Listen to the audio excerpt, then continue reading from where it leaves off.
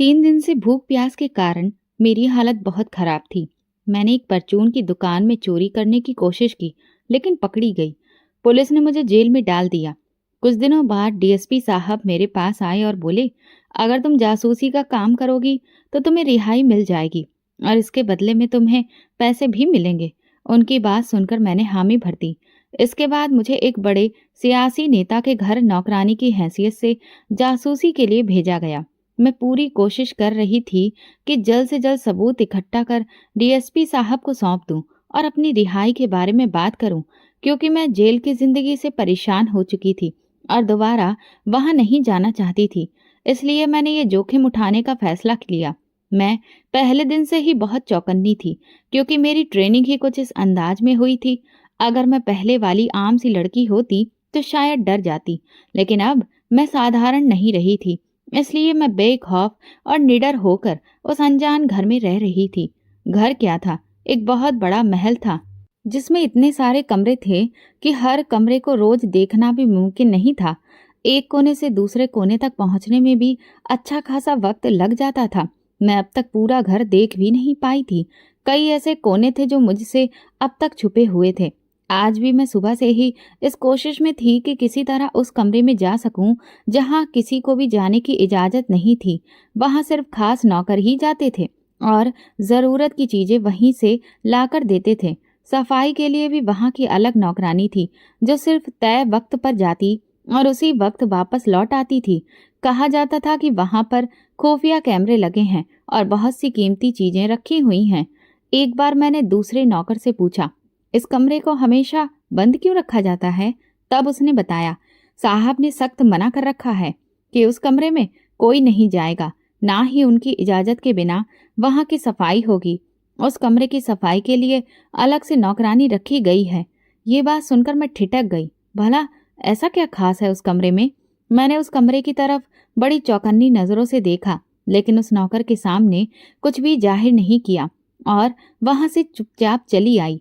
तभी से मैं इसी कोशिश में थी कि किसी तरह वहां पहुंच सकूं। मैं साहब का भरोसा जीतने की कोशिश कर रही थी। जब भी वे घर पर होते तो मैं उनकी नजरों के सामने रहती। खुद से आगे बढ़कर उन्हें पानी का गिलास देती, उनके लिए जल्दी से चाय बना देती, कई बार बिना कहे ही खाने का पूछ लेती और उनकी ज़रूरतों के बारे में जानने की कोशिश करती। साहब को भी अब ये समझ आ चुका था कि मैं एक अच्छी नौकरानी हूँ जो अपने काम को ईमानदारी से कर रही है। इसीलिए वे अक्सर मुझे अपने कामों के लिए बुलाने लगे थे। निशा, इधर आओ, एक कप गरम गरम चाय ले आओ। और मैं तुरंत उनके आदेश पर हाजिर हो जाती। अब मैं उस घर के बहुत से राजों से वाकिफ हो चुकी थी, लेकिन मैं चौकन्नी बनी रही। रात को जब सर्वेंट क्वार्टर में जाती तो भी जाते जाते अपने आसपास की हर हलचल पर नजर रखती थी, क्योंकि मुझे उस सबूत की तलाश थी जिसके लिए मैं यहाँ भेजी गई थी। मैं जानती थी कि मैं ज्यादा दिन यहाँ नहीं टिक सकती। अगर किसी को मेरी सच्चाई का जरा भी अंदाजा हो जाता तो मेरे साथ कुछ भी बुरा हो सकता था। इसीलिए मैं हमेशा डर के साए में थी, लेकिन काम पूरा करने की जिद भी उतनी ही मजबूत थी। आज भी ऐसा ही एक दिन था, लेकिन आज घर में कुछ अलग सा माहौल था। सुबह से ही अजीब सी चहल पहल फैली हुई थी, क्योंकि आज घर में पार्टी थी। इसके लिए जोर शोर से तैयारियां की जा रही थीं। सब अपने अपने कामों में व्यस्त थे। मुझे भी कुछ काम सौंपे गए थे जिन्हें मैं अंजाम दे रही थी, लेकिन मेरी नज़र हर उस गतिविधि पर टिकी हुई थी जो घर में चल रही थी। मैं देख रही थी कौन कहाँ से आ रहा है, कौन कहाँ जा रहा है। पार्टी का आयोजन लॉन में किया गया था, जिसे बहुत ही खूबसूरती से सजाया जा रहा था। ये दावत साहब के चुनाव में खड़े होने के सिलसिले में रखी गई थी। उन्हें सियासी तौर पर ज्यादा समर्थन चाहिए था और वोट बैंक भी तैयार करना था। इसलिए उन्होंने अपने कई राजनीतिक दोस्तों को इस पार्टी में बुलाया था, ताकि उनका समर्थन हासिल किया जा सके और भविष्य के लिए मजबूत गठजोड़ बनाया जा सके। शाम को जब सब कुछ तैयार हो चुका था, खाने के लिए जो कि बाहर से ऑर्डर किया गया था और केटरिंग वाले तो पहले से ही जा चुके थे, लॉन में बेहतरीन खाने की खुशबू फैलनी शुरू हो गई थी। अंदर बाहर नौकर भाग दौड़ कर रहे थे और खास मेहमानों को खास तरह की चीजें सर्व की जा रही थीं। औरतें रंग बिरंगी ड्रेसों में मौजूद थीं। किसी ने बस कमर तक की ड्रेस पहनी थी, तो कोई इधर उधर से कटी हुई डिजाइन वाली ड्रेस पहने हुए थी और किसी ने स्लीवलेस ड्रेस पहनी थी। इस तरह के कपड़े मैंने पहली बार औरतों को पहने देखे थे, तो मुझे बहुत ही अजीब सा लग रहा था। लेकिन मैं जानती थी कि हाई सोसाइटी में आजकल ऐसी ड्रेसेस सभी औरतें पहनती हैं। यही वजह थी कि मैंने पहली नज़र डालने के बाद दूसरी नज़र उन लोगों पर डालना गवारा नहीं किया। कुछ देर के बाद मैं वापस किचन में आ चुकी थी, क्योंकि अब बाहर मेरा कोई भी काम नहीं था। इतनी देर में जिस नौकरानी को साहब के कमरे की सफाई करनी होती है, वो किचन में आई और कहने लगी, मैं ज़रा बाहर लॉन में जा रही हूँ, साहब ने मुझे बुलाया है। ये कहकर वो तेजी से लॉन की तरफ चली गई। उसके जाने के बाद ही एकदम से मुझे कुछ अजीब सा महसूस हुआ, तो मैंने सोचा कि मैं उसके कमरे में जाकर देखती हूँ, क्या पता वो कमरा खुला हो या फिर वहाँ चाबी लगी हो। और मेरी किस्मत अच्छी थी कि जल्दबाजी में वो नौकरानी वहां पर चाबी लगी हुई छोड़ गई थी। मैंने भी आओ देखा न ताओ झट से कमरे में घुस गई और दरवाजा बंद कर लिया। कमरा क्या था, एक पूरा आलीशान सुविधाओं से सजा सपनों जैसा घर था, जहां पर हर चीज बहुत ही कायदे और सलीके से रखी गई थी और कमरे का इंटीरियर बहुत ही खूबसूरत था। कमरे को देखते हुए मेरी तो आंखें खुली की खुली ही रह गई थी और मैं एक पल के लिए कमरे की खूबसूरती में पूरी तरह से खो गई। वहां पर बहुत सारी अलमारियां भी थीं और कुछ लॉकर्स वगैरह भी लगे हुए थे। मैं अंदर से एक अलमारी की तरफ बढ़ी, उसे खोलकर देखा तो वहां पर साहब के कुछ कागजात वगैरह रखे हुए थे, जिन्हें मैं उलट पलट कर देखने लगी। इतनी देर में मुझे कमरे के बाहर कुछ आवाज सुनाई दी। मैं घबरा कर गई और तेजी से अलमारी बंद करके कमरे में मौजूद बेड के नीचे छुप गई। मेरा ख्याल था कि शायद कोई नौकरानी ही आई होगी या फिर ऐसे ही कोई बाहर से गुजर रहा होगा, लेकिन ये देखकर तो मेरे पैरों तले जमीन निकल गई थी कि सामने साहब थे, जसवंत सिंघानिया, देश की सियासत का एक बहुत बड़ा नाम। वो उस वक्त कमरे में मौजूद थे और मैं बेबसी की तस्वीर बने हुए बेड के नीचे छुपी हुई थी। मुझे मौत अपनी आंखों के सामने नाचती हुई दिखाई दे रही थी और ऐसा लग रहा था कि अगर कुछ देर और गुजरी तो शायद मैं डर के मारे ही मर जाऊंगी। साहब कमरे में आ गए और उनके साथ 2-3 लोग और भी थे। वो लोग आपस में कुछ बातें करने लगे, लेकिन उनकी बातें सुनकर तो मैं दंग रह गई थी। मैं सोच भी नहीं सकती थी कि राजनीति में ये सब कुछ भी हो सकता है। सियासी फायदे के लिए इस तरह का काम भी किया जा सकता है। इतनी ही देर में मैं जैसे ही सिर नीचे रखकर खुद को शांत करने की कोशिश में लगी थी कि तभी मेरी नज़र एक चीज पर पड़ी और मैं हैरत और डर के मारे वहीं पर अपना दम साध गई। मेरा नाम निशा है, मेरी उम्र 24 साल है। मैं छोटी सी थी जब मेरे माँ बाप का देहांत हो गया, तो मेरे पापा के दोस्त मुझे अपने घर ले आए। मैं अंकल के साथ रहने लगी। मेरे माँ बाप की मैं इकलौती ही बेटी थी। यही वजह थी कि उनके मरने के बाद उनका जो घर था वो मुझे ही मिलना था। मैं तो सिर्फ 5 साल की थी, इसीलिए क्योंकि मैं बालिग नहीं थी तो अंकल ने मेरी जिम्मेदारी अपने सिर पर ले ली थी। मेरे ददिहाल में सिर्फ मेरी एक बुआ ही थी जो अपने घर में अच्छे खासे खाते पीते थे और एक अच्छी फैमिली से ताल्लुक भी रखते थे। लेकिन मेरी बुआ ने मेरी कोई भी जिम्मेदारी लेने से साफ इनकार कर दिया। इसलिए फिर अंकल मुझे अपने घर ले आए थे। लेकिन जब मैं उनके घर आई तो अंकल की पत्नी आंटी ने मुझे देखकर बहुत ही बुरा मुंह बनाया था और कई दिनों तक वो अंकल से लड़ाई झगड़ा भी करती रहीं। उन्हें इसी बात का गुस्सा था कि बिना बात अंकल ने मेरी जिम्मेदारी अपने सिर पर क्यों ले ली और क्यों अपने घर लेकर चले आए। इसी वजह से वो रोज ही अंकल के साथ बहस करती थी और वो मुझे भी कहती थी कि तुम यहाँ से चली जाओ, तुम्हारे अंकल तो बेवकूफ़ हैं जो तुम्हें यहाँ पर लेकर आ गए हैं, तुम्हें तो अपने घर में रहना चाहिए। और मैं आंटी की बात सुनती और खामोश हो जाती। मुझे समझ में ही नहीं आता था कि मैं क्या करूं, कहाँ जाऊं। यही वजह थी कि मैं अब चुपचाप अपने आप में गुम होती चली गई। अंकल को तो कुछ भी समझ में नहीं आया। उन्होंने मेरे घर को किराए पर दे दिया और वहां से अच्छा खासा पैसा किराए की किस्त में आने लगा था।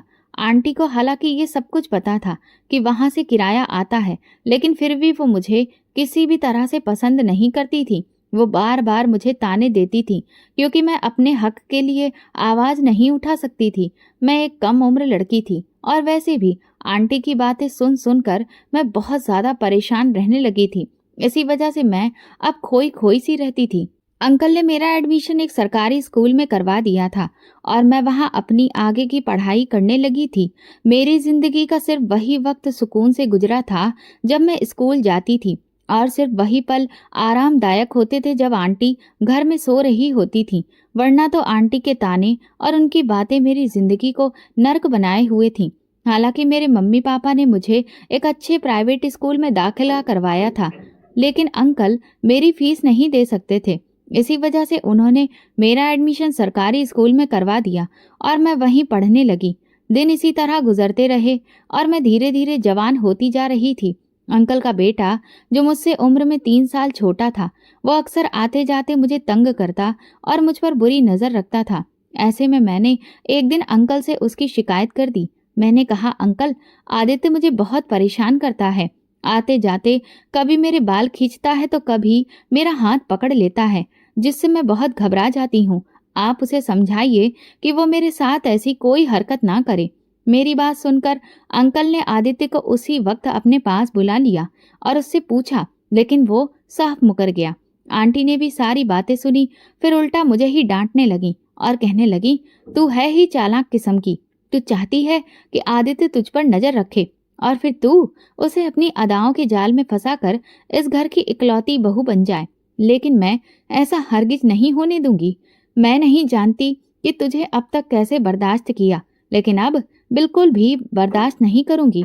तू अब यहाँ से मेरे घर से दफा हो जा। आंटी ने मुझे धक्के मार मार कर घर से निकाल दिया। हालांकि अंकल ने इस बात को वहीं पर खत्म कर दिया था, लेकिन आंटी ने इसे दिल से लगा लिया था और फिर मुझे अगले ही दिन घर से निकाल दिया। मैं हक्की बक्की गली में खड़ी आंटी को आवाजें देती रही, आंटी, मुझे घर के अंदर बुला लीजिए प्लीज। मेरे साथ ऐसा मत करिए। मैं कहाँ जाऊंगी? मुझे माफ कर दीजिए, एक बार अंदर आने दीजिए। लेकिन आंटी ने मेरी एक भी बात नहीं सुनी और दरवाजा बंद कर दिया। मैंने कई बार वो दरवाजा पीटा, बहुत देर तक खड़ी रोती रही, लेकिन आंटी ने मुझ पर जरा भी रहम नहीं किया और ना ही दरवाजा खोला। मुझे समझ में नहीं आ रहा था कि मैं अब कहाँ जाऊं। स्कूल में मेरी 2 सहेलियां थीं, लेकिन उनसे मेरी कोई खास पहचान या गहरी दोस्ती नहीं थी।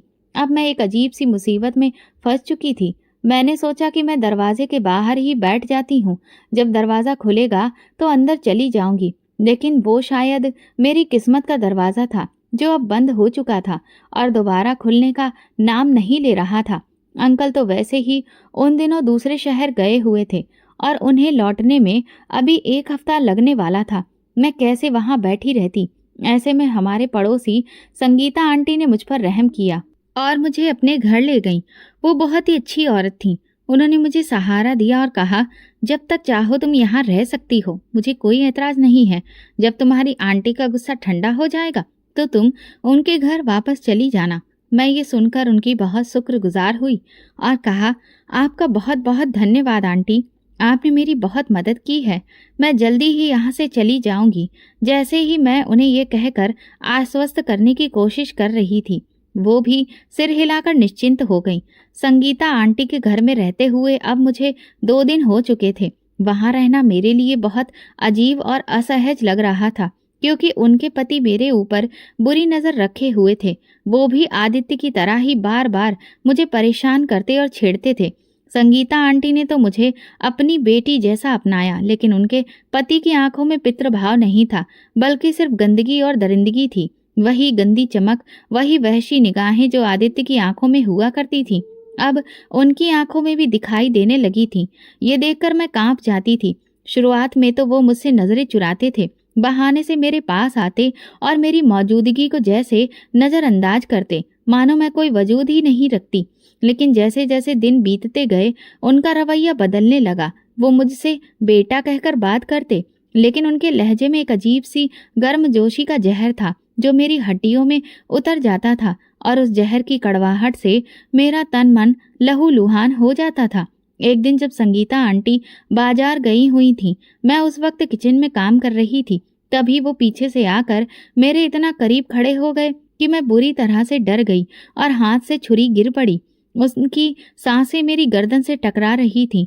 मेरा सारा वजूद कांप रहा था और मैं सांस रोककर खड़ी थी। उन्होंने धीरे से कहा, काम तो तुम बहुत अच्छा कर लेती हो निशा, लेकिन न जाने क्यों तुम्हारी आंटी ने तुम्हें निकाल दिया। वैसे तुम्हारी आंटी को तुम पर शक नहीं करना चाहिए था, लेकिन उनकी नजरें मेरे चेहरे पर नहीं बल्कि मेरे कपड़ों पर थी, जैसे कि वो नजरों ही नजरों में मुझे नोच रहे हों।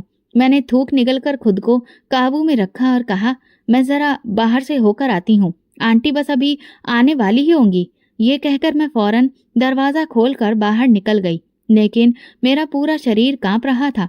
आंखों में आंसू थे और दिल में बस एक ही बात, हे भगवान, अब मैं कहाँ जाऊं? अब ये ठिकाना भी मुझसे जल्दी ही छिन जाने वाला है। इस बात का एहसास मुझे शिद्दत से हो रहा था। उस रात मैं सो नहीं सकी। हर लम्हा डर लगने लगा कि कहीं वो फिर से दरवाजा खोलकर अंदर ना आ जाए। मुझे अपनी माँ याद आने लगी, मेरी माँ जो अब किसी और ही दुनिया में थी और मुझे इन दरिंदों के बीच अकेला छोड़ गई थी। सुबह होने से पहले ही मैंने फैसला कर लिया कि मैं यहाँ नहीं रहूंगी, चाहे मुझे सड़कों पर ही क्यों न मरना पड़े, क्योंकि संगीता आंटी का मुझ पर बहुत बड़ा एहसान था। इसी वजह से मैं नहीं चाहती थी कि मेरी वजह से उनकी जिंदगी खराब हो और उनके पति के बीच रिश्ते में दरार आए। मैंने खामोशी से संगीता आंटी का शुक्रिया अदा किया और उनके तकिए के नीचे एक चिट्ठी रख दी और फिर एक पुरानी सी चादर ओढ़कर घर से निकल गई। कई दिनों तक शहर की सड़क मेरा बिस्तर बन गई थी। कभी मैं किसी मंदिर के बाहर तो कभी रेलवे स्टेशन की बेंच पर अपना समय गुजारती थी। भूख ने मेरे शरीर को तोड़ दिया था। मैं एक परचूनी की दुकान से रोटी उठाने लगी, तभी एक आदमी ने शोर मचा दिया, चोर चोर। मैंने उसे बहुत समझाया और कहा कि मैं कोई चोर नहीं हूँ, लेकिन वो माना ही नहीं और उसने तुरंत ही पुलिस को बुला लिया। उसने मुझ पर झूठा इल्जाम लगा दिया कि मैं उसकी दुकान के सारे पैसे चुराकर भाग रही थी। मैं बुरी तरह से रोने लगी। किस्मत की इस मार ने मेरे दिल को बहुत दर्द दिया था। पुलिस ने आकर मुझे गिरफ्तार कर लिया। ना तो मेरी बात सुनी गई और ना ही मेरी आंखों के आंसुओं पर भरोसा किया गया और इस तरह मैं बेगुनाह होते हुए भी सलाखों के पीछे चली गई। जेल में मेरा पहला दिन किसी खौफनाक सपने से कम नहीं था। औरतों की चीखें, गालियों की बारिश और मर्द पुलिस वालों की गंदी नजरें, सब कुछ एक खौफनाक हकीकत की शक्ल ले चुका था। मैं खामोश रहकर दीवार से टेक लगाकर बैठी रही और सिर्फ प्रार्थना करती रही, हे भगवान, किसी भी तरह से मुझे बचा लो, कोई तो रास्ता निकाल दो, मुझ पर कुछ तो रहम खाओ, कुछ तो मेरी जिंदगी को बेहतर करो। एक दिन जेल का दरवाजा खुला और अंदर डीएसपी संजय जायसवाल दाखिल हुआ।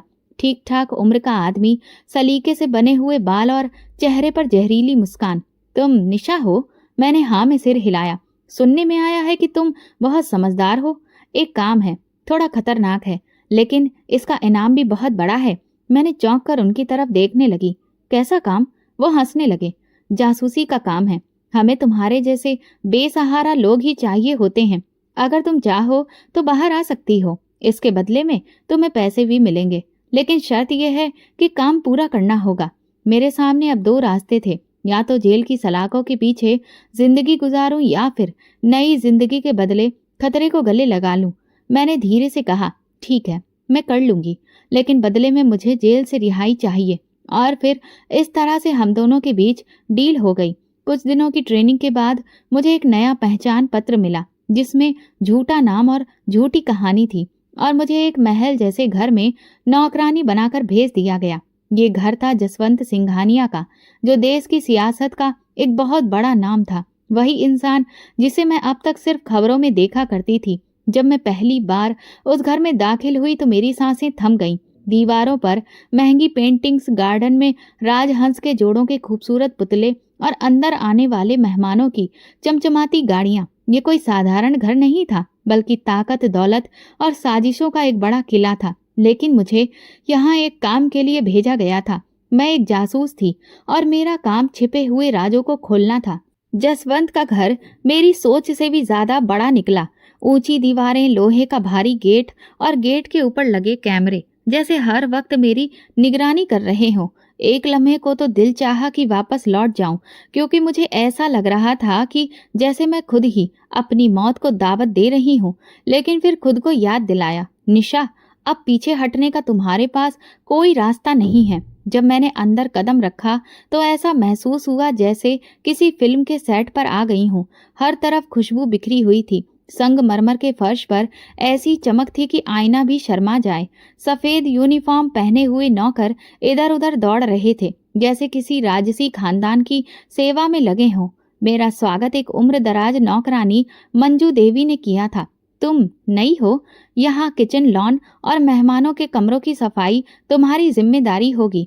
यहाँ ज्यादा बोलना नहीं और हर वक्त बस पीछे ही रहना। साहब को सवाल करने वाले नौकर पसंद नहीं हैं। मैंने खामोशी से सिर हिलाया और फिर सिर झुकाकर उनके पीछे चल पड़ी, लेकिन दिल में बस एक ही बात गूंज रही थी, मैं यहाँ जासूसी करने आई हूँ, सफाई करने के लिए नहीं। पहला दिन तो सुकून से गुजर गया। जसवंत सिंघानिया को मैंने सिर्फ एक झलक में देखा था। वो सीढ़ियों से उतरते हुए फोन पर बात कर रहे थे। उनके कपड़े बहुत महंगे थे, चेहरा सुकून से भरा, लेकिन आंखों में वही भ्रम की चमक थी जो अक्सर दो चेहरे रखने वाले लोगों की आंखों में होती है। एक लम्हे को मैं रुककर उन्हें देखने लगी, फिर वो फोन पर बात करते हुए आगे बढ़ गए।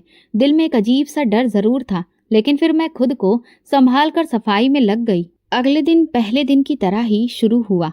मैंने सोचा कि अगर जसवंत सिंघानिया जैसे आदमी के कमरे तक पहुंचना है तो सबसे पहले उसका भरोसा जीतना होगा।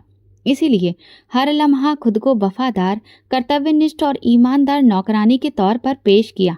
जब भी वो पानी मांगता मैं तुरंत ही लेकर आ जाती।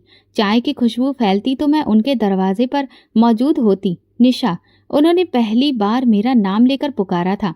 एक कप चाय ले आओ, और मैं उनका हुक्म बजाते हुए सर झुकाकर थोड़ी ही देर बाद चाय ले आई थी। कुछ दिन गुजरे और मुझे लगा कि मेरा लक्ष्य धीरे धीरे मेरे करीब आ रहा है। घर के खास नौकर भी अब मुझ पर भरोसा करने लगे थे और छोटी मोटी बातें भी मुझे बताने लगे थे। मंजू आंटी एक दिन बोली, साहब का एक खास कमरा है नीचे बेसमेंट में, वहां कोई भी नहीं जा सकता, बस सफाई के लिए एक खास लड़की जाती है, और वो भी अपने तय किए हुए वक्त पर। मैंने हैरानी से पूछा, वो कमरा कैसा है? मंजू आंटी ने मेरे चेहरे की तरफ देखा और आवाज धीमी करके बोली, बस तुम ये समझ लो कि वहां पर राज छुपे हैं जिनके बारे में जानने की इजाजत किसी को नहीं है। यही वो लम्हा था जब मेरे अंदर का जासूस जाग उठा। यही वो जगह थी जहां मेरे सवालों के जवाब छुपे थे। अब मेरी तमाम कोशिशें उसी कमरे के आसपास घूमने लगी थीं। मैं खुद को कमरे के करीब ले जाने वाले हर कदम पर नजर रखने लगी थी। उस नौकरानी का व्यवहार, उसके कमरे में जाने का वक्त, उसके हाथों में लटकती हुई चाबी, सब कुछ मेरे दिल और दिमाग पर छप जाने लगा था। फिर वो दिन आ गया जब घर में बड़ी पार्टी थी। जसवंत सिंघानिया के सियासी मेहमान आने वाले थे। हर तरफ हलचल मची हुई थी। नाचना, गाना, सजावट, खुशबुएं, हंसते मुस्कुराते, कह कहे लगाते लोग। मैंने खुद को किचन के काम में व्यस्त दिखाया, लेकिन दिल और आंखें उसी खास नौकरानी पर थीं। मैं जा रही हूँ, साहब ने मुझे बुलाया है। वो जल्दबाजी में थी। किचन से गुजरते हुए उसने जैसे ही चाबी निकाली और काउंटर पर रख दी, शायद जल्दबाजी में भूल गई। मेरी सांसें रुक गईं। यही मौका है।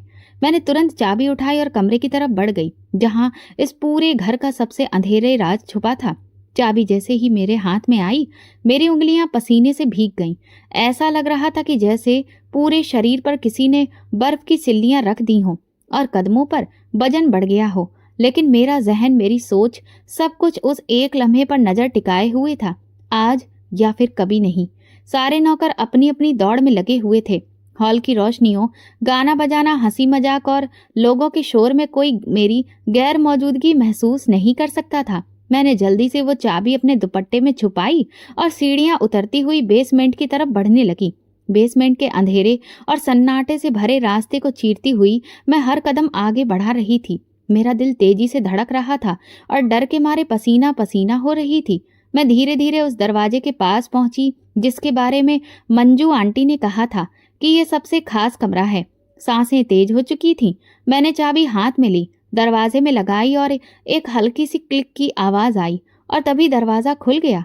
एक लम्हे के लिए मेरी सांस रुक गई। दरवाजे के अंदर कदम रखते ही खुद ब खुद रोशनी जल उठी, जैसे ये कमरा मेरे ही आने का इंतजार कर रहा हो। ये कमरा नहीं, पूरी दुनिया थी। किताबों से लेकर फाइलें, वीडियो स्क्रीन्स, सीसीटीवी फुटेज, बंद अलमारियां और लॉकर्स। दीवारों पर कुछ खास तरह के नक्शे लगे थे, लाल रंग के निशान के साथ जगह जगह मार्क किए गए थे। कमरे के एक तरफ 2 स्टील की अलमारियां थीं जिन पर ताले लगे थे, लेकिन एक अलमारी खुली हुई थी। मैं अचानक से उसकी तरफ बढ़ी। अलमारी खोली तो उसमें फाइलें थीं। उन फाइलों में तस्वीरें, फ़ोन नंबर, कई जगहों की लोकेशंस और एक नाम सबसे ऊपर माधुरी लिखा हुआ था। साथ में एक जवान लड़की की तस्वीर थी, गुलाबी रंग की ड्रेस में मुस्कुराती हुई। फाइल के अंदर उसके बारे में जानकारी दर्ज थी। उस जानकारी से साफ साबित हो रहा था कि उस लड़की का सौदा किसी दूसरे देश के शेख के हाथों किया जा चुका है। मेरे हाथ कांपने लगे। एक पल को लगा जैसे मैं जमीन पर गिर जाऊंगी। वो लड़की बिल्कुल मेरी छोटी बहन जैसी लग रही थी, मासूम, नाजुक, लाचार। ये क्या था? ये कौन लोग थे? मैं कहाँ आकर फंस गई थी? मेरे आंसू तेजी से बहने लगे। उस वक्त मैं बहुत जज्बाती हो गई थी, लेकिन मेरे पास ज्यादा वक्त नहीं था। मैंने उस फाइल के कुछ कागज तुरंत अपने दुपट्टे में छुपाए। तभी मेरी नजर कमरे के दूसरे कोने में पड़ी, जहां एक शीशे का दरवाजा था। उसके पीछे जब मैंने देखा तो मेरे पैरों तले से जमीन खिसक गई। सामने 3 लड़कियां मौजूद थीं, लेकिन ऐसा लग रहा था कि वे जिंदा नहीं हैं। उनका चेहरा खून से सना था, आंखें बंद थीं और चेहरे पर अजीब सी दहशत फैली थी। ये सब देखकर मेरी रूह कांप उठी। मेरे लिए अब ये सब सिर्फ एक मिशन नहीं, बल्कि मेरा फर्ज बन गया था। तभी दरवाजे पर अचानक से कदमों की आवाज सुनाई दी। मैं चौंक गई, चाबी वापस दरवाजे में लगाई और झट से अलमारी बंद करके एक बेड के नीचे घुस गई, जो कमरे के ठीक बीच में लगा था। बेड के नीचे बहुत ही कम जगह थी, लेकिन मैं किसी तरह से खुद को छुपा पाई। दरवाजा खुला, जसवंत सिंघानिया अंदर दाखिल हुआ। उसके साथ 2 और लोग थे, वही चमकते हुए कपड़े, कह कहे और हाथ में सिगार भी था। वो तीनों लाशें कल ले जानी हैं, कचरे के ट्रक में, जैसे पिछली बार ले गए थे। और फाइलें? उनमें से एक ने पूछा। जल्दी करो, नया माल आने वाला है, खास अरब मेहमानों के लिए। मैं वहां बेड के नीचे सांस रोके दिल थामे बैठी थी। एक तरफ लाशें थीं, दूसरी तरफ दरिंदे, और मैं इस बेड के नीचे बेबस हालत में मौजूद थी। लेकिन मैंने ये फैसला कर लिया था कि मैं ये खेल खत्म करके ही रहूंगी। अब मैं सिर्फ जासूसी नहीं करूंगी, मैं गवाही दूंगी और सच बयां करूंगी। इस हालत में मैं बेड के नीचे थक चुकी थी। मेरी आंखें हल्की सी बंद थीं, लेकिन दिमाग पूरी तरह जाग रहा था।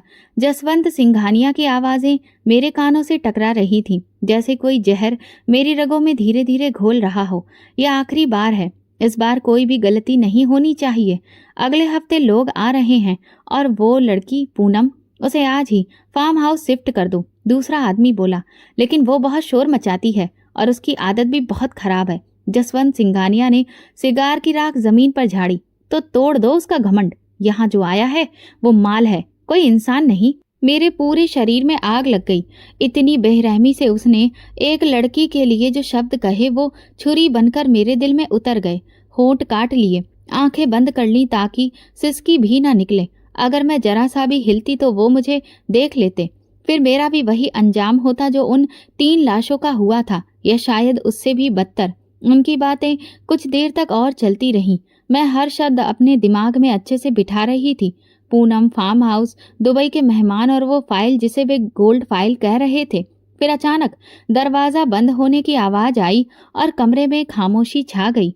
मैंने तकरीबन 2 मिनट तक इंतजार किया, फिर धीरे से अपना सिर बाहर निकाला।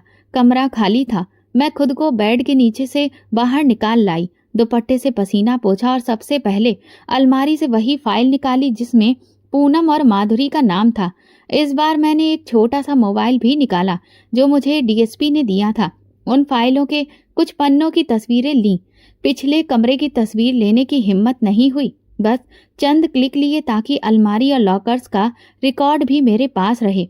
फिर मैंने सब कुछ वापस रख दिया और कमरा वैसा ही कर दिया जैसा पहले था।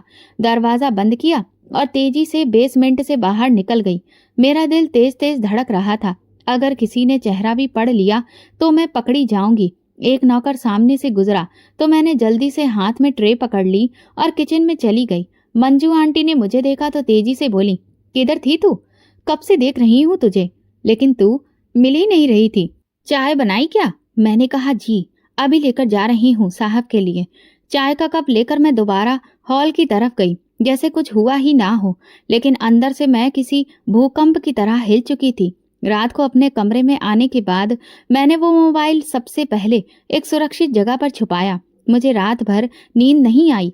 आंखें बंद करती तो लाशें सामने आ जाती। वे 3 चेहरे जिन्हें जिंदगी ने शायद हंसने की मोहलत भी नहीं दी थी, लेकिन मरने के बाद भी सुकून नहीं मिला। अगली सुबह मैंने मौका देखते ही बाथरूम से निकलकर मोबाइल निकाला, दरवाजा बंद किया और जल्दी से डीएसपी को मैसेज भेजा। सबूत मिल गया है, कमरा बेसमेंट में है, फाइल, लाशें, सब कुछ है। अब मुझे यहाँ से निकालो। मैसेज भेजने के बाद मैंने मोबाइल वापस छुपा दिया। अब मुझे सिर्फ इंतजार था, लेकिन ये इंतजार आसान नहीं था। हर लम्हा ऐसा लग रहा था जैसे जसवंत सिंघानिया के कदमों की आवाज मेरे करीब आ रही हो। हर पल खतरे की घंटी की तरह महसूस हो रहा था। खौफ से मेरी हालत बहुत बुरी थी और ऐसा लग रहा था कि जैसे मैं कभी भी पकड़ी जाऊंगी। 2 दिन गुजर गए और डीएसपी का कोई जवाब नहीं आया। मेरे मन में अब तरह तरह के ख्याल और शक पैदा होने लगे। एक रात मुझे ऐसा लगा कि जैसे कोई मेरे सिर के पास खड़ा है। पलटकर देखा तो एक साया खिड़की से बाहर निकलता हुआ दिखाई दिया। डीएसपी का अब तक कोई जवाब नहीं आया था। क्या वो सब झूठ था? क्या मैं सिर्फ उसका मोहरा बनकर रह गई थी, या फिर वो भी बिक चुका है? तरह तरह के ख्याल मुझे बेचैन करने लगे थे। मन बार बार कहने लगा कि डीएसपी पर भरोसा ना करूं, लेकिन मैं जानती थी मुझे उस पर भरोसा है। जरूर कोई मजबूरी रही होगी, वरना वो मुझे इशारा तो जरूर देता। मैं उसका बस इंतजार ही करती रही। कोई जवाब नहीं मिला। फिर मैंने खुद को याद दिलाया, नहीं, वो ऐसा नहीं हो सकता।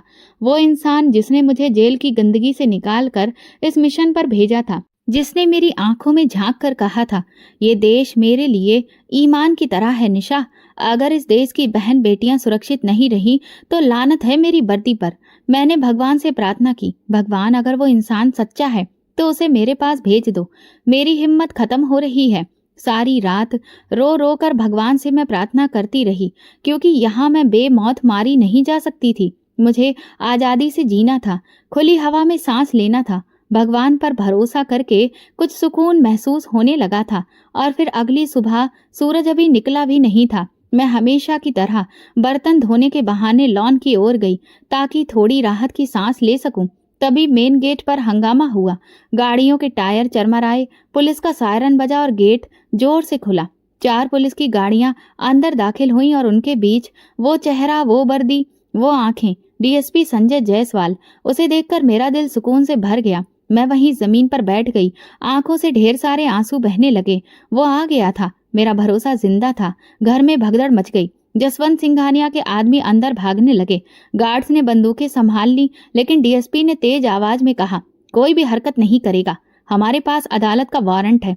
ये घर इंसान की खरीद फरोख्त, अगवा और कत्ल जैसे संगीन इल्जामों में शामिल है। जसवंत सिंघानिया सफेद कोट पैंट में अंदर से निकला और गुस्से से बोला, तुम्हें पता है तुम किससे बात कर रहे हो? मैं तुम्हारी वर्दी छीन लूंगा। संजय ने उसकी आंखों में आंखें डालकर कहा, तुम पहले इंसानियत के काबिल बनो, फिर मुझसे बात करना। जसवंत किसी को फोन करने लगा। जब सब लोग अंदर की तरफ बढ़े तो डीएसपी साहब मेरे पास आए। मैं बड़ी मुश्किल से सिर उठाकर बोली, आपको आने में इतनी देर क्यों लगी? मुझे लगा शायद आप भी। कहते कहते मैं चुप हो गई। वो गहरे दुख में डूब गए थे। उनकी आंखों में नमी थी। कहने लगे, निशा, मेरे पापा मेरा सहारा इस दुनिया से चले गए। उनकी मिट्टी उठी तो लगा कि दुनिया ही रुक गई, लेकिन तुम्हारे संदेश ने मुझे दोबारा खड़ा कर दिया और मैं तुरंत अपने फर्ज को निभाने के लिए पहुंच गया। मैं रोती रही तो उन्होंने मेरा हाथ पकड़कर कहा, अब तुम अकेली नहीं हो। अब तुम सिर्फ एक जासूस नहीं, बल्कि मेरी टीम का हिस्सा हो। तुमने वो काम किया है जिसकी तलाश में मैं कई सालों से था, और आज मेरी मेहनत सफल हो गई। मैं उनकी ये बात सुनकर बहुत खुश हो गई। बेसमेंट से वही फाइलें, वीडियो, तस्वीरें और लाशें निकाली गईं। मीडिया को बुलाया गया और जसवंत सिंघानिया को हथकड़ियों में जकड़ लिया गया। किसी ने सोचा भी नहीं था कि जो आदमी रोज टीवी पर देश की सियासत और बागडोर को कैसे चलाना है, इस बात पर बात करता है, वही दरिंदा उनकी बेटियों को खरीदने और बेचने का ठेकेदार निकलेगा। कार्रवाई पूरी हो चुकी थी। डीएसपी संजय जायसवाल ने मुझे सुरक्षित जगह पर रहने के लिए भेज दिया और मेरे हाथ में वो मोबाइल भी दिया जिसमें मेरे द्वारा खींचे गए वे सबूत थे। तुमने सिर्फ एक मिशन पूरा नहीं किया है निशा, बल्कि तुमने बेटियों की इज्जत लौटाई है, उन्होंने कहा। मैंने धीमी आवाज में कहा, ये तो मेरा फर्ज था साहब। जसवंत सिंघानिया के खिलाफ एक मजबूत केस तैयार किया गया और आज उस केस की सुनवाई थी। अदालत में सन्नाटा था। एक हॉल जिसमें मीडिया, पुलिस, बड़े लोग और कुछ मासूम आंखें मौजूद थीं, जिनकी उम्मीदें और दर्द मेरी गवाही से जुड़ा हुआ था। मैं, जो अब तक सिर्फ जुल्म सहती आई थी, आज गवाही के कटघरे में खड़ी थी। साधारण कपड़े, दुपट्टे से ढका सिर, लेकिन आज आवाज में एक भरोसा था। जज ने मेरी ओर नजरें गाड़ते हुए कहा, आप बयान देना चाहती हैं? मैंने धीरे से सिर हिलाकर कहा, जी, मैं कहना चाहती हूँ, सब कुछ बताना चाहती हूँ। और फिर एक गहरी सांस लेकर मैंने कहना शुरू किया, मेरा नाम निशा है और मैं इस देश की एक गुमनाम बेटी हूँ, जिसके माँ बाप बचपन में छिन गए। फिर जिसने सहारा दिया उसने भी ठुकरा दिया, और फिर मैं सड़क पर आ गई। पेट की भूख ने मुझे जुर्म की दहलीज तक पहुंचा दिया, लेकिन मुझे जेल से निकालकर एक अफसर ने मुझ पर भरोसा किया और कहा कि अगर तुम सच का साथ दोगी तो शायद तुम्हारी जिंदगी संवर सकती है। और फिर मैंने हाँ कर दी। मैं जसवंत सिंघानिया के घर नौकरानी बनकर गई। मैंने उसका असली चेहरा देखा। उसके हाथों में खून था, मासूम लड़कियों के वजूद की कीमतें थीं, फाइलें थीं और भी बहुत कुछ। मैंने सब कुछ अपनी आंखों से देखा। पहले अच्छी तस्वीरें ली और फिर पुलिस को जानकारी दी। मेरे लिए सिर्फ अपनी आज़ादी ही नहीं, बल्कि उन बेटियों की जिंदगी बचाना भी जरूरी था जो कभी चीख भी ना सकी। अदालत में जैसे सन्नाटा उतर आया। मेरी आवाज में कंपन था, लेकिन मेरी बात फौलाद जैसी थी। मैं आज सिर्फ अपनी नहीं, माधुरी और पूनम और उन सभी की तरफ से गवाही दे रही हूँ जिनकी अर्थी उठी, लेकिन जिन्हें इंसाफ नहीं मिला। मैं मानती हूँ कि मैं एक चोर थी, एक मुजरिम, लेकिन अगर सच के लिए चोरी करना पड़ी, इंसानियत बचाने के लिए झूठ बोलना पड़े, तो मैं हर वो जुर्म कबूल करती हूँ। डीएसपी संजय जायसवाल जो खामोशी से सुन रहे थे, उन्होंने एक फाइल पेश की जिसमें सबूत, तस्वीरें, वीडियो, डीएनए रिपोर्ट, पैसों का ट्रांजैक्शन, हर चीज अदालत के रिकॉर्ड में शामिल हो गई। जसवंत सिंघानिया का वकील हक्का बक्का रह गया। अदालत ने भी फैसला सुनाने में देर नहीं की। अदालत ने मुलजिम जसवंत सिंघानिया को इंसानों की गैर कानूनी खरीद फरोख्त, कम उम्र लड़कियों को अगवा करना, उनका कत्ल करना और अपने पद का नाजायज फायदा उठाने के जुर्म में मौत की सजा सुनाती है। अदालत में मौजूद हर इंसान के चेहरे पर एक सुकून की परछाई फैल गई। मुझे भी आजाद कर दिया गया। कुछ महीने गुजर गए थे। जसवंत सिंघानिया अतीत का एक काला धब्बा बन चुका था। मुझे अदालत ने बेगुनाह करार दिया और सरकार की तरफ से सम्मान और पुरस्कार भी दिया गया। कई सारे एनजीओज ने मुझे महिलाओं की भलाई के लिए काम करने के उपलक्ष्य में पेशकश की, लेकिन मैंने डीएसपी संजय जायसवाल की दी हुई जिंदगी को चुना। उन्होंने सबसे पहले मुझसे कहा कि मुझे अब अपनी पढ़ाई पर ध्यान देना चाहिए, और इसीलिए उन्होंने मेरी पढ़ाई पूरी करवाई। पढ़ाई पूरी होते ही उनके कहने पर ही मैं अफसर के पद की तैयारी में लग गई। दिन रात मेहनत की। उनके बताए रास्ते और हिम्मत देने की वजह से मैंने जी तोड़ मेहनत की, और उस मेहनत का नतीजा ये निकला कि मैं एसपी के पद के लिए चुन ली गई। वो दिन मेरी जिंदगी का सबसे खुशहाल दिन था। डीएसपी साहब को भी मुझ पर गर्व था कि मैंने वो करके दिखाया जिसके बारे में कोई सपने में भी नहीं सोच सकता था। लेकिन इसका पूरा श्रेय डीएसपी साहब को ही जाता है। अगर वो मेरी जिंदगी में नहीं आते तो मैं शायद किसी कचरे के ढेर पर पड़ी होती और तड़प तड़प कर मर चुकी होती। अपने पद को संभालने के बाद और डीएसपी साहब से आशीर्वाद लेने के बाद मैं जनता की भलाई के काम के लिए जोर शोर से लग गई थी। एक दिन शाम को जब मैं गाड़ी से अपने घर वापस लौट रही थी तो अचानक रास्ते में एक बूढ़े भिखारी पर मेरी नजर पड़ी। मैंने तुरंत गाड़ी रुकवाई। मुझे वो चेहरा बहुत जाना पहचाना सा लगा। मैं तुरंत गाड़ी से नीचे उतरी और उस भिखारी के पास पहुंची। देखा कि उसके बगल में एक औरत भी लेटी हुई थी जो बहुत ज्यादा कमजोर और बीमार लग रही थी।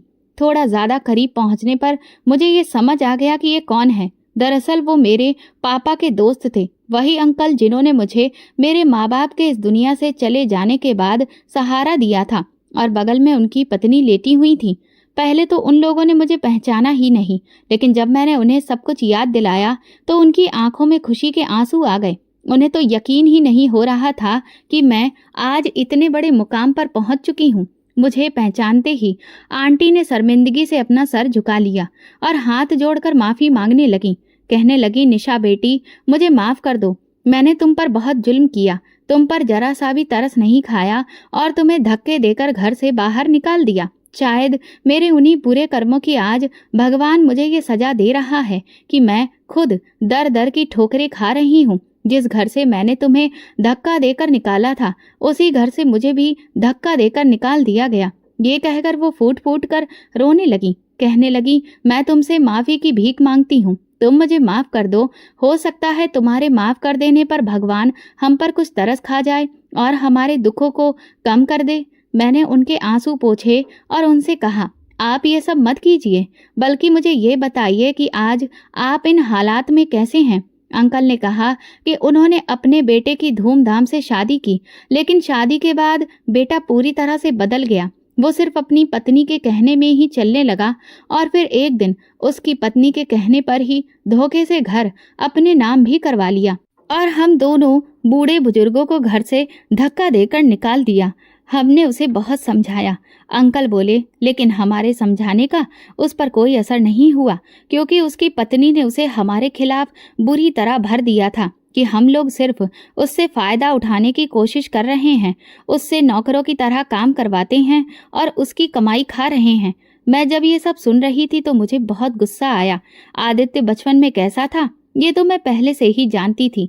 मैंने आंटी से कहा, मैं जो कहने जा रही हूँ उसे सुनकर शायद आपको बुरा लगे, लेकिन सच्चाई ये है कि हम बच्चों को जैसी परवरिश देते हैं, बच्चे बिल्कुल वैसे ही बनते हैं। बचपन में भी जब मैंने एक दिन अपनी सच्चाई आपके सामने रखी थी तो आपने मुझ पर विश्वास नहीं किया था, और आज आपके साथ भी वही हो रहा है।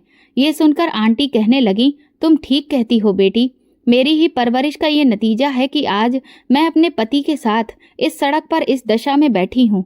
मैंने उनका हाथ पकड़कर उठाया और उनसे कहा, लेकिन जो मेरे साथ हुआ था वो मैं आपके साथ नहीं होने दूंगी।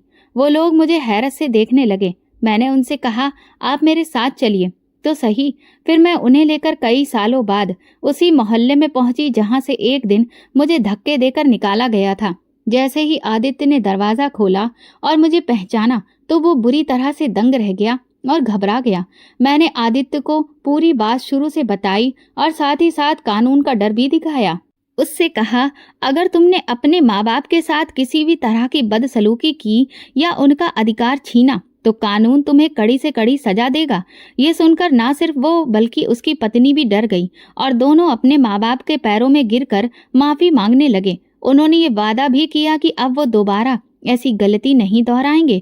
मैंने अंकल को अपना मोबाइल नंबर दिया और कहा, अगर कभी भी आपको कोई भी तकलीफ हो तो आप मुझे तुरंत फोन कर लीजिएगा।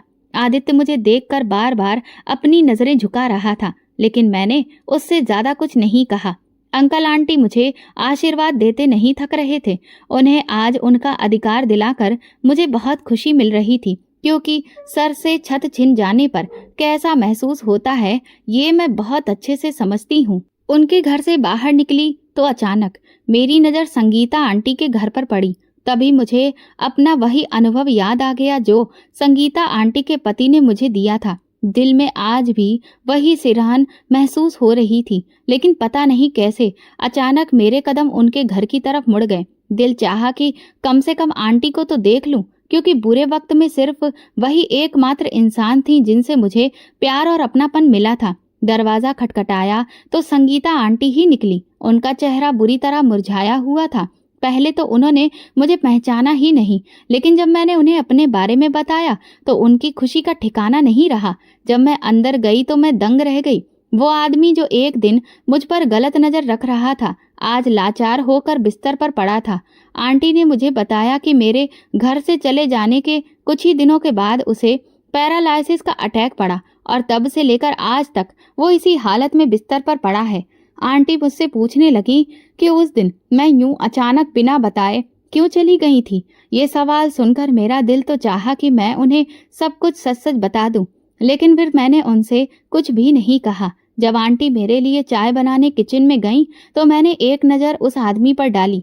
मुझे नहीं पता क्या हुआ, लेकिन उसकी आंखों में आंसू आ गए और उसने बड़ी ही हिम्मत और ताकत जुटाकर अपने दोनों हाथों को जोड़ा और इशारे से माफी मांगी। ये देखकर सच कहूं तो मेरे दिल को बहुत सुकून मिला कि देर से ही सही, लेकिन इस आदमी को अपने किए पर आज पछतावा है और उसकी करनी की सजा उसे भगवान ने दे दी है। चाय पीने के बाद मैंने आंटी से फिर मिलने का वादा किया और वहां से निकल गई। सच कहूं तो अब मेरे दिल को पूरी तरह से सुकून मिल गया था और मेरा भगवान पर भरोसा भी और बढ़ गया था। अब मेरी जिंदगी का बस एक ही लक्ष्य है, अपनी ड्यूटी और फर्ज को पूरी ईमानदारी से निभाना और देश की सेवा करना। तो दोस्तों, अगर आपको हमारी कहानी पसंद आई हो तो कमेंट करके ज़रूर बताएं, वीडियो को लाइक करें और ज़्यादा से ज़्यादा शेयर करें। अगर आप चैनल पर नए हैं तो सब्सक्राइब जरूर करें और नोटिफिकेशन बेल दबाएं ताकि अगली अपडेट सबसे पहले आपको मिले। धन्यवाद।